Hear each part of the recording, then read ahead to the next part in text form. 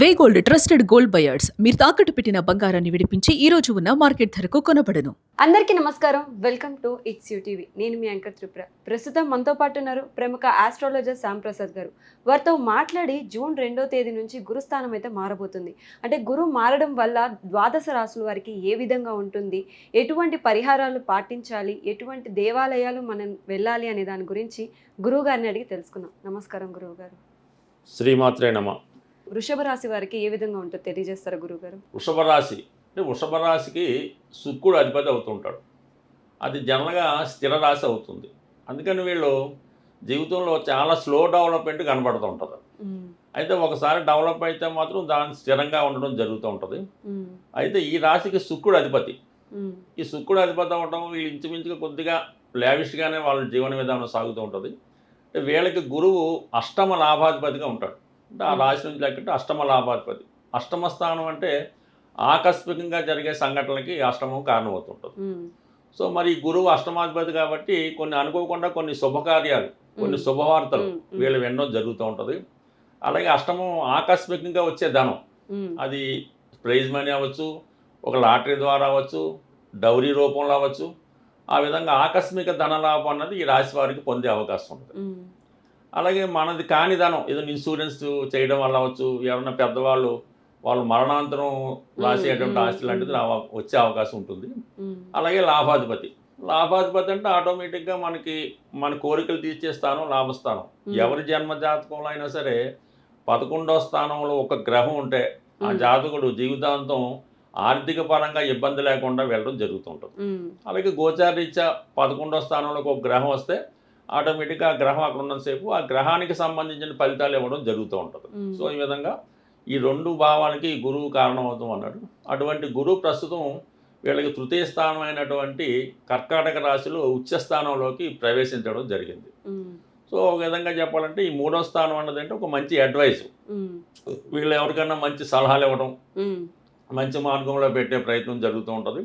అంటే మంచి పరిచయాలు ఏర్పడుతుంటాయి, కొత్త స్నేహితులు ఏర్పడుతుంటారు. ఆ స్నేహితులను బట్టి వాళ్ళ జీవన విధానంలో లైఫ్ స్టైల్ కూడా మారుతూ ఉంటుంది. అప్పటిదాకా కొంచెం రఫ్గా అటు ఇటుగా ఉన్నవాళ్ళు ప్రతిరోజు దేవాలయానికి వెళ్ళడం, పిల్లలు అయితే రెగ్యులర్గా స్కూల్కి వెళ్ళడం, ప్రైవేట్కి వెళ్ళడం, ఈ విధంగా మంచి మార్గంలో నడిచే ప్రయత్నం అది చేస్తూ ఉంటారు.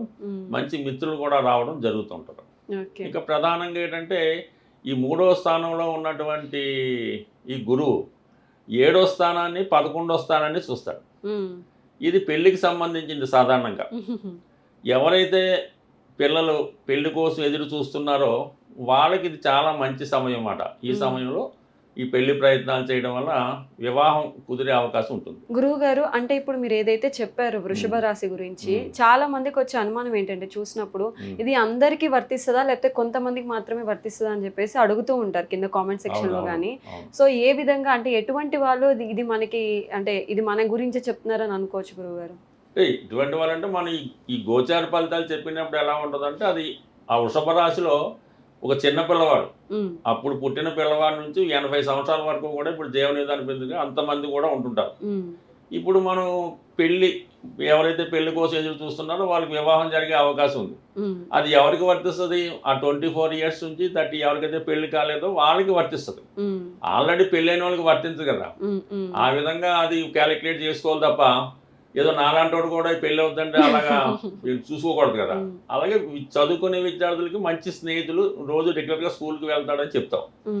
ఆ టైంలో ఏంటంటే వాళ్ళు ఆ స్కూల్కి ఎవరైతే వెళ్తారో వాళ్ళకి వర్తిస్తూ ఉంటారు. సో ఏదైనా ఈ గురువు అన్నది ఏంటంటే 3వ స్థానంలోకి వచ్చినప్పుడు మంచి పరిచయం ఏర్పడుతుంటుంది. వీళ్ళు మార్గం అప్పుడు దాకా ఉండే మార్గాన్ని మంచి మార్గంలో వెళ్ళినప్పుడు ఆటోమేటిక్గా వాళ్ళ జీవన విధానం మారుతూ ఉంటుంది. మనం దేనికోసం అయితే ఎదుగుతున్నామో అది మనకి దొరుకుతూ ఉంటుంది. ఆ విధంగా గురువు వాళ్ళు పుట్టినప్పుడు ఉన్నటువంటి రాశిని బట్టి, ఆల్రెడీ వృషభ రాశి ఉందనుకోండి, ఈ వృషభ రాశి వారికి ఎలా ఉందంటే 11వ స్థానంలో శని ఉన్నాడు.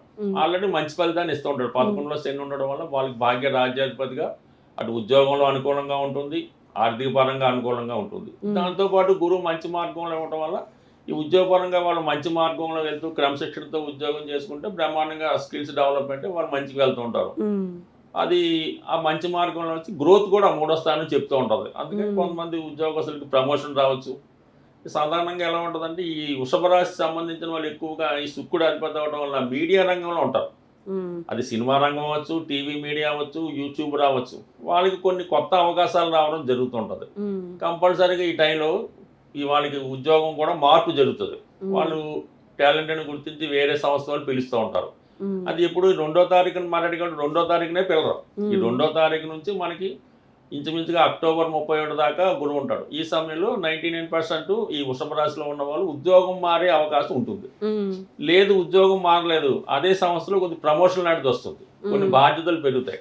ఉమ్, ఆ విధంగా రెస్పాన్సిబిలిటీగా పెరిగే అవకాశం ఉంటుంది. So okay. అందువల్ల ఏంటంటే అది ఏ వయసుల వరకు అది సంబంధించిన తప్ప అందరికీ ఒకేలాగైతే ఉండే అవకాశం లేదు. బట్ ఏదైనా ఈ వృషభ రాశి వారికి గురువు ఈ మంచి పరిచయాలు, వివాహానికి సంబంధించినవి, కొంతమందికి ఆల్రెడీ వివాహం అయిన తర్వాత సమస్యలు ఎదురవుతూ ఉంటాయి. అవును అవును గురువు ఆ సప్తమ స్థానాన్ని గురువు చూడటం వల్ల ఆటోమేటిక్గా ఏముందంటే వివాహపరంగా ఉన్నటువంటి సమస్యలు పరిష్కారం అవడం, ఈ దూరంగా ఉన్నటువంటి భార్యాభర్తలు కలడం. ఈ కొంతమంది ఏం చేస్తుంటారంటే ఈ వివాహం తర్వాత భార్య ఈ కట్నం తేలదని, అంటే పూర్వం ఉండేది, ఇప్పుడు కూడా కొన్ని ప్రాంతాల్లో ఉంది, కట్నం తేలట్లేదని, ఇంకోటి మామగారు ఇవ్వలేదని భార్యను పుట్టింటికి పంపించేస్తుంటారు. అటువంటి వాళ్ళకి ఏముందంటే పాప కట్నం అది తీసుకొచ్చి మళ్ళా కాపురానికి రావడం అది జరుగుతూ ఉంటుంది. ఓకే. సో ఈ విధంగా మళ్ళా కొంత అనుకూలత ఏర్పడుతూ ఉంటుంది అన్నమాట. ఇది ఈ వృషభ రాశి వారికి వచ్చే ప్రధాన ఫలితం. ఏదైనా ఈ గురువు ఈ వృషభ రాశి వారికి మాత్రం ఈ సంవత్సరంలో పెళ్లి కాని వాళ్ళకి వివాహం చేస్తాడు. అలాగే ఏంటంటే ఉద్యోగపరంగా గ్రోత్ కానీ మార్పు కానీ కంపల్సరీగా రావడం జరుగుతుంది. ఇది ప్రధానంగా జరిగే విషయాలు.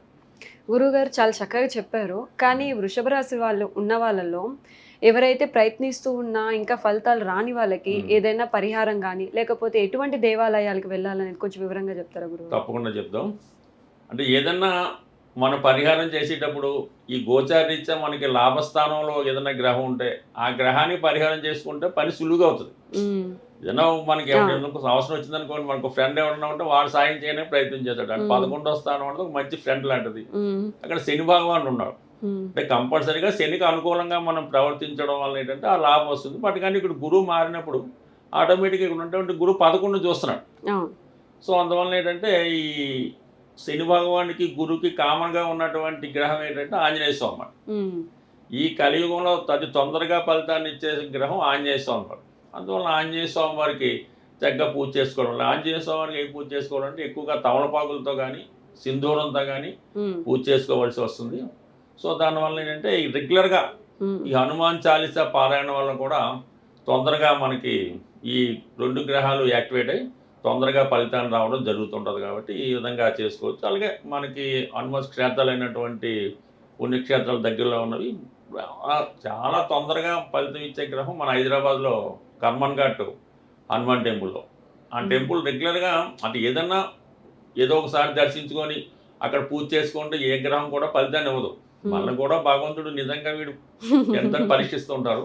అందుకని ఒక 8 వారాలు ఒక 5 వారాలు మనం రెగ్యులర్గా అనుకొని ఆ 8 వారాలు క్రమశిక్షణతో పూర్తి చేయడం వల్ల కంపల్సరీగా ఫలితం అనేది దొరుకుతుంది. అలాగే మనకి కొండగట్ట హనుమాన్ కానీ ఇది ఎక్కువగా మనకి దర్శించడం వల్ల తొందరగా ఫలితాన్ని రావడం జరుగుతూ ఉంటుంది.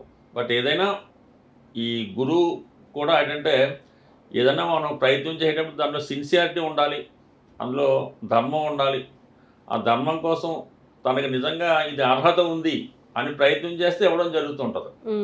సో అర్హత లేని దానికోసం మనం ఎంత ప్రయత్నం చేసినా అది ఇచ్చే అవకాశం ఉండదు.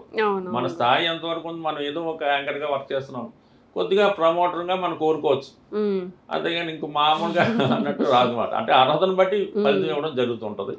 సో ఆ కారణం వల్ల ఏంటంటే అది మనం ప్రయత్నం చేస్తే వస్తుంది. కొంత అర్హత లేని వాళ్ళు ప్రయత్నం చేసినా, మనది కాని దానికోసం ప్రయత్నం చేసినా కూడా అది కొంతవరకు భగవంతుడు ఏదన్నా కూడా ఒక జడ్జి లాంటి వాడు, మన ప్రయత్నం బట్టి ఫలితం రావడం జరుగుతుంటుంది. కాబట్టి కంపల్సరీగా వీళ్ళు ఆంజనేయ స్వామిని పూజించుకోవడం ఫలితం ఇస్తుంది.